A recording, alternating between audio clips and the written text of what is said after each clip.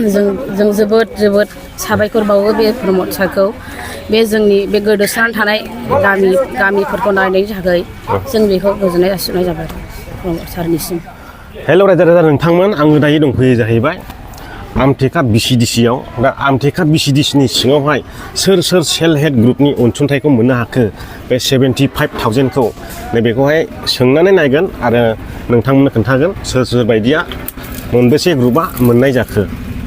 दा भिडिअखौ नोंथांमोना नायलांबाय थादो। दा आं दङ जाहैबाय सेल्फ हेल्प ग्रुपनि आइजोफोरजों। दा बिथांजोमोनाव सोंनानै नायनि आङो दा प्रमद बर' सार दैदेननाय UPPL सरखारनिफ्राय मा मोननो हाखो सेल्फ हेल्प ग्रुपनि आइजोफ्रा, बेखौ आं सोंनानै नायनोसै।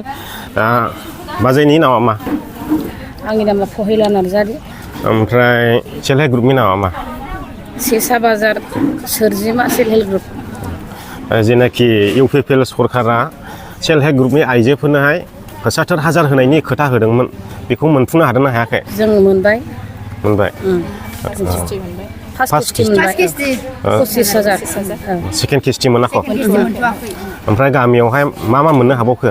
जोंथ' गामियाव फ्रायानो आइबेस न'बो मोनजोब्बाय, फायखाना मोनबाय आरो बे जेनाखि बे अर्ननयबो मोनबाय, ओमफ्राय पेनसन गासैखौबो मोनजोब्बाय आरो जों गामियावहाय। ओमफ्राय लामा सामाफोर मोनदों ना मोनाखै? लामायाबो मावगासिनो दं। ओमफ्राय वाटार साप्लाइ मावगासिनो। जेनाखि नोंथांमोना दि सेल्फ हेल्प ग्रुपनि 25,000 मोनबाय, बे 25,000 मोननाय थाखाखौ दा मा खालामना दङ? जोङो ग्रुपावनो दाहार बायदि एसे सुदनि जों थाइनै सुदनि हरदों आरो ग्रुपावनो सुद होनानैहाय माने बेखौ इनकाम खालामगासिनो। बेखौ इनकाम खालामनानै जों देनांहाय गोबां जाब्लाना न'खराव गावबागाव उन्नति जानाय बायदि आरोबाव एसे रानगोन आरो देनांहाय। 75,000खौथ' खोथा होदोंमोन, ओमफ्राय दा 25,000 मोनजेनबाय, बेखौहाय आरो आद्राखौ आसा खालामबावो नामा? खालामो।